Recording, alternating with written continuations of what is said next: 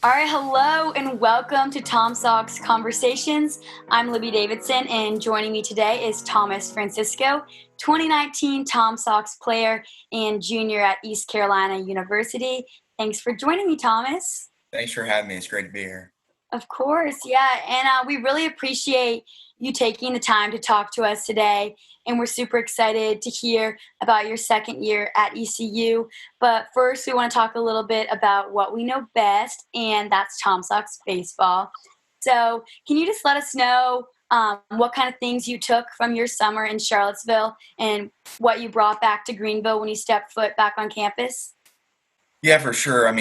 Charlottesville was an amazing place to be in the summer. It's a college town, so you're surrounded by that atmosphere. The fans are really passionate, and it's just a great place to be able to play your summer ball. I wouldn't have wanted to be anywhere else that summer. I had a great summer, and just kind of being able to come in and play every day and stay consistent is the biggest thing I would say. And then carry it over from the summer. You get done and within a week you're going back to your college to continue working, so it just helps you stay consistent. Yeah. And I mean, consistency was huge for you. I'm sure you remember your record breaking summer. If you guys aren't aware, Thomas was possibly the most consistent player on the Tom Sox. He actually broke the team's hit streak record in July with 18 straight games. So, yeah, consistency was key there. But can you take us back to that night and just kind of let us know how it felt? Oh yeah, it felt great.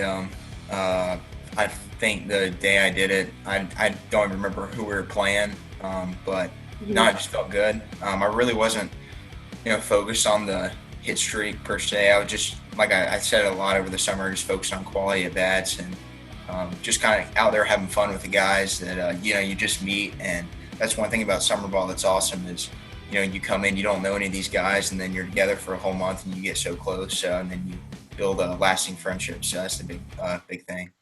Yeah.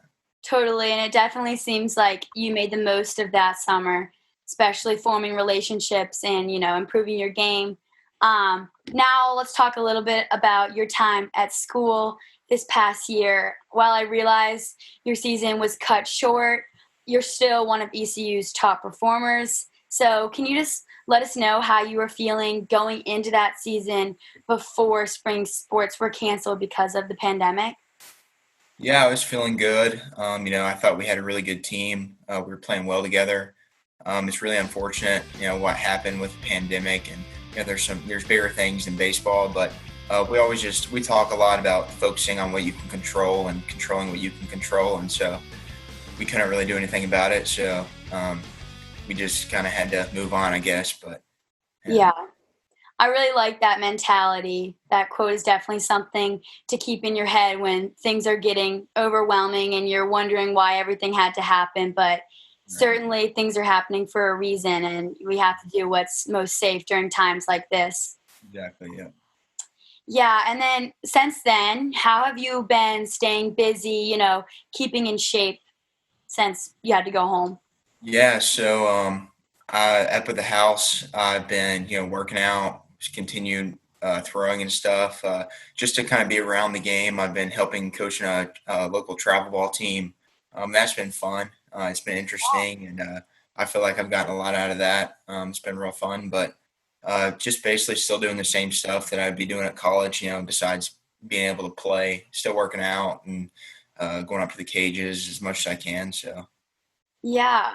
And tell us a little bit more about coaching. Do you feel like it's really cool that you have the perspective of you're still a player, you're obviously not strictly a coach. So do you feel like you can relate to your players more being closer in age? Yeah, for sure. It's been interesting, I guess, seeing it from a different perspective because, as a player, you're just out there playing, but, when you're coaching, you have to look, there's a lot more details and stuff that goes behind it, the decisions that are made. Um, I've grown up with a lot of the guys that I'm coaching anyway, so I'm already close to them. It's like my hometown team. So just kind of being able to spend some time with them too. And it's been really good. Now, let's end on a light note. Can you just let us know what your favorite memory was on the Tom Sox? Oh, favorite memory. I would definitely say winning the championship. Mine When Sam Crawford came in and just absolutely dominated the championship game, that was probably the best moment for me.